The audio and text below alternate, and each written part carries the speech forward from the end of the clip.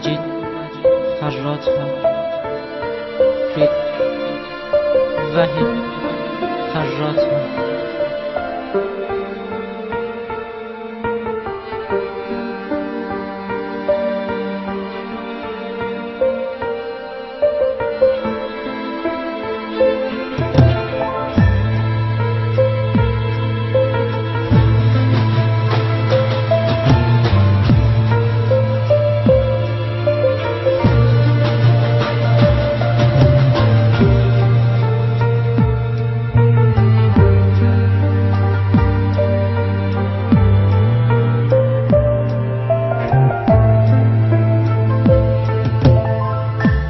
رفتی حالا به کی بگم، خیلی دلم تنگ برات، میخوام یه بار ببینم سر بذارم رو شونه ها.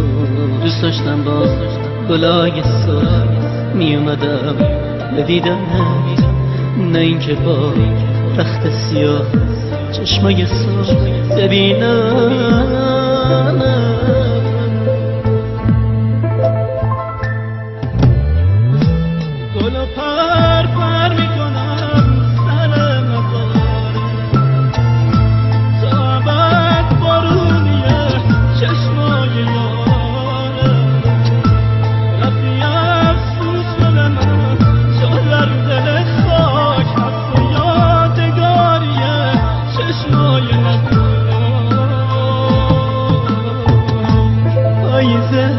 غریب و بیرم اون همه برگ مگه کم بود، گل من رو چرا چیدی؟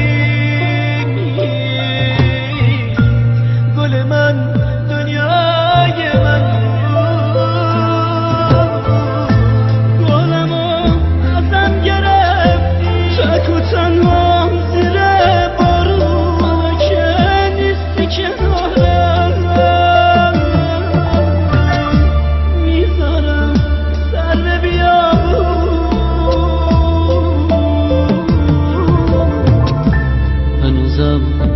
بارون میبارد تو میای انگار کنارم،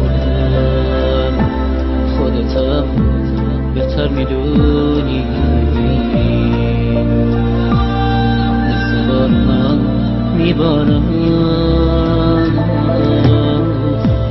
پاییزه غریب و بیرم اون همه برگ مگه